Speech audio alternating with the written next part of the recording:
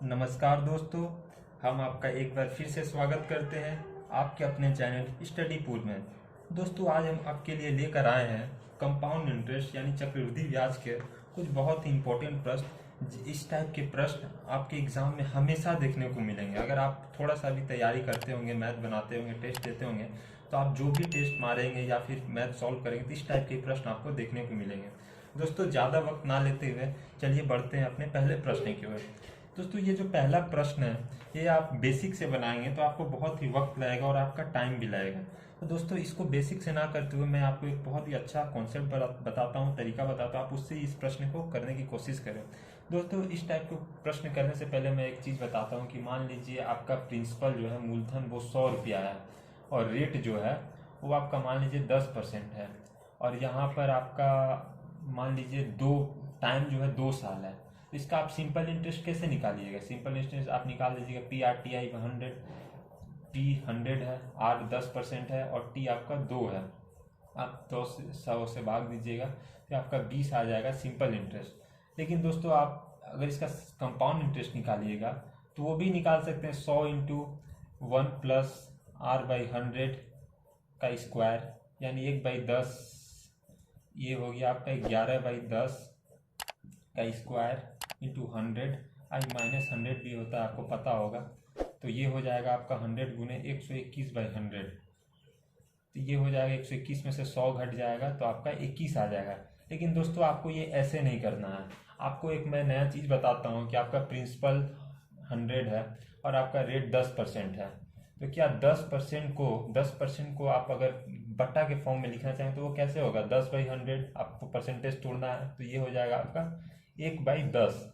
दोस्तों, ये जो 1/10 हो गया, अगर आप एक साल आप पहले ये लिख ले, 2 साल का निकालना है, ये पहला साल, ये हो गया आपका दूसरा साल। तो आपका पहला साल का सिंपल इंटरेस्ट क्या होगा? 100 गुने 1/10। आपका दूसरा साल का सिंपल इंटरेस्ट क्या होगा? 100 गुने 1/10। तो दोस्तों, ये हो जाएगा आपका सिंपल 10, ये कट जाएगा तो, और ये भी हो जाएगा 10। और यही अगर आपसे कंपाउंड इंटरेस्ट पूछे तो कंपाउंड इंटरेस्ट क्या होता है? जो पहला साल का सिंपल इंटरेस्ट होता है उसी पे ना कंपाउंड इंटरेस्ट लगता है, दूसरा साल पे तो लगता नहीं है। ये जो 10 है इसका फिर से आपको 1/10 निकालना है, यानी आपका 1, यानी कंपाउंड इंटरेस्ट यहाँ पर आपका 21 आ गया। तो दोस्तों, इसी कॉन्सेप्ट पे हमारा क्वेश्चन बेस है। यहाँ पर आपका 2 साल का सी आई दिया हुआ है।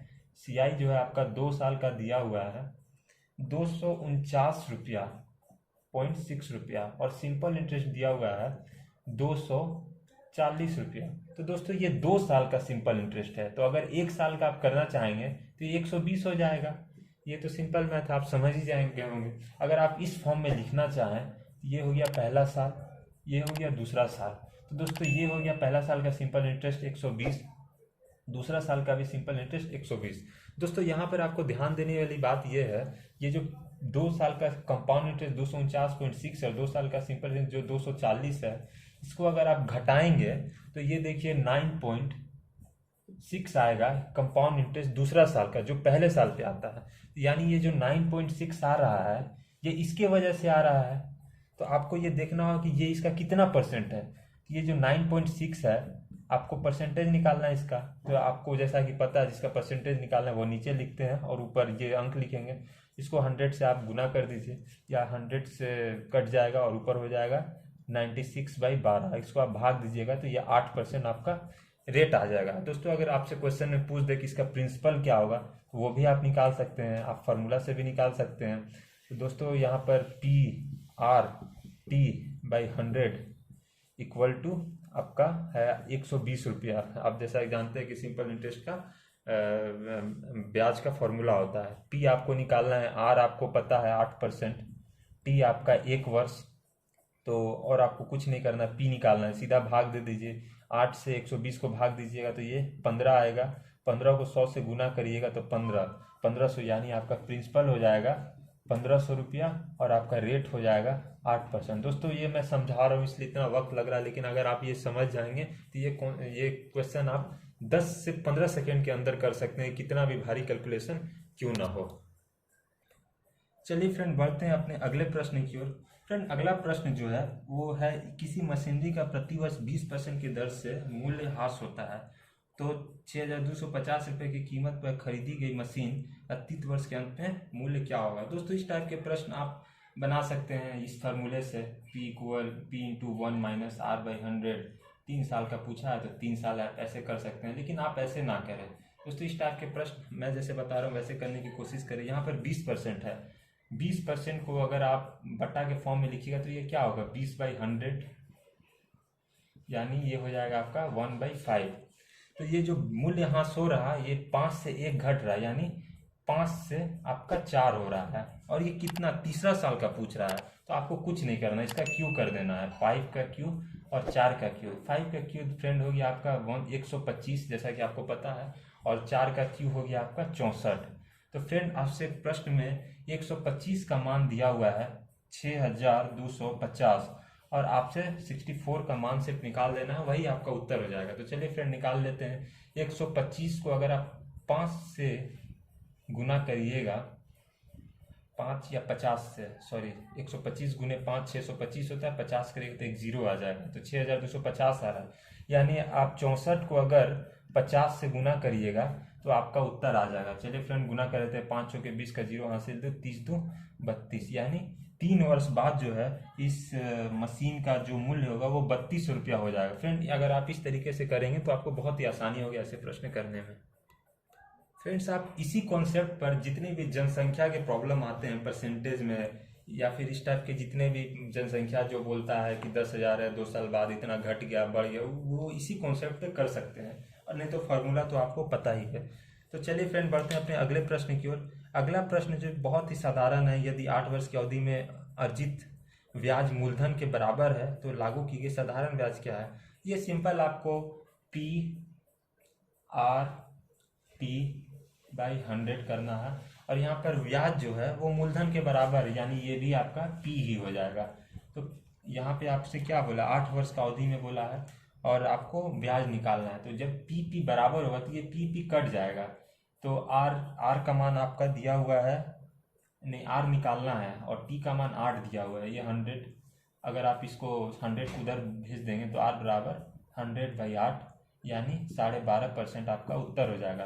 फ्रेंड ये मैं आपको ऐसे ही बता रहा हूँ, लेकिन आपको सिर्फ याद ये रखना है n - 1 × 100/R × R या T जो भी होगा ×100, ठीक है। लेकिन फ्रेंड अगर आप इसके लिए एक फॉर्मूला याद रखना चाहें तो वो भी आप याद रख सकते हैं कि जैसे R बराबर आपका हो जाएगा n - 1 ×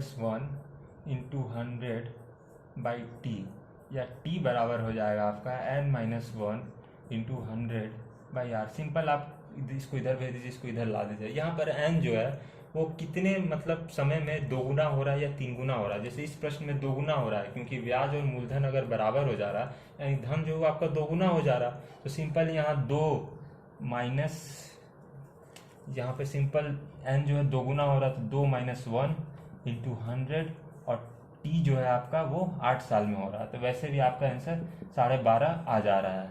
चलिए फ्रेंड बढ़ते हैं अपने अगले प्रश्न की ओर।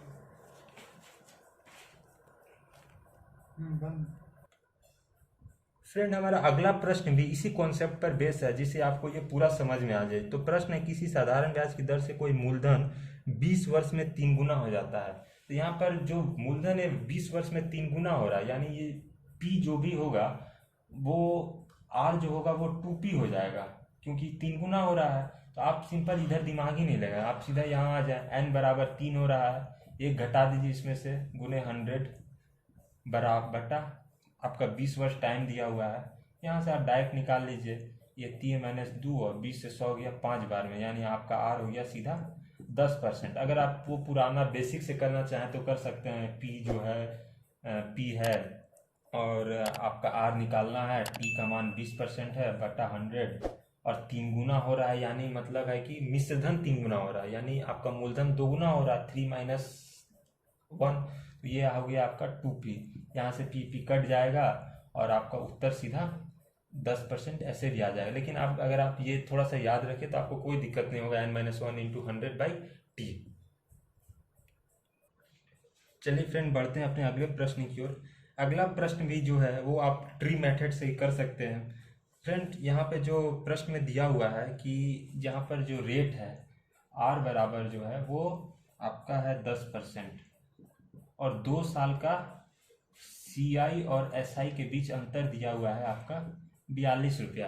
तो फ्रेंड आप 10% को अगर बट्टा के फॉर्म में लिखना चाहेंगे तो वो 10/100 यानी 1/10 हो जाएगा।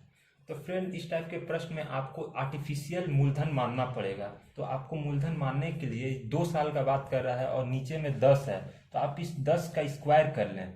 अगर आप 10 का स्क्वायर करिएगा तो आप आर्टिफिशियल मूलधन मान लीजिए 100 रुपया, ठीक है। आप सिंपल इंटरेस्ट और कंपाउंड इंटरेस्ट दोनों निकाल लीजिए। ये आपका आर्टिफिशियल निकल रहा है, मतलब ये आंसर नहीं आ रहा है, इसको बाद में आंसर के फॉर्म में लाना होगा। तो आपका पहला साल का सिंपल इंटरेस्ट, दूसरा साल का सिंपल इंटरेस्ट क्या होगा, 100 का 10% है, यानी आप मैंने पहले भी कराया है। तो 100 का 10% 10 और 10, और जो कंपाउंड इंटरेस्ट है वो पहला साल का 10% और एक्स्ट्रा होगा, यानी ये 1 हो जाएगा। यानी आपका कंपाउंड इंटरेस्ट हो गया यहाँ 21 और सिंपल इंटरेस्ट हो गया आपका 20। और प्रश्न में दिया हुआ है कि इन दोनों के बीच का जो अंतर है वो 42 है। तो फ्रेंड यहाँ 1 का वैल्यू 42 है और आपको यहाँ 100 का वैल्यू निकालना है, क्योंकि पी आपने आर्टिफिशियल 100 माना था। तो आप 100 से अगर इसको मल्टीप्लाई कर दीजिएगा तो आपका सीधा 4200 रुपया पी जो है वो डायरेक्ट आंसर आ जाएगा। फ्रेंड इसका एक फार्मूला भी होता है, बहुत ही फेमस फार्मूला, आप उससे भी कर सकते हैं। PR²/100 का स्क्वायर बराबर का जो CI माइनस SI का डिफरेंस। फ्रेंड आप इससे भी बैठा दें कि P आपको निकालना है, R 10 है और 100 नीचे हो गया, इसका स्क्वायर कर दें और ये 42 दिया हुआ है। तो ये आप 10 से 100 कट जाएगा और आप यहाँ से भी P 1/10 का स्क्वायर 1/100 को गुना कर दीजिएगा तो 42 आपका 100 यहाँ से भी उत्तर आ जाएगा। फ्रेंड ये मैं आपको समझाने के लिए दिया था, लेकिन आप एग्जाम में इस प्रोसेस से करें तो ज़्यादा बेहतर होगा।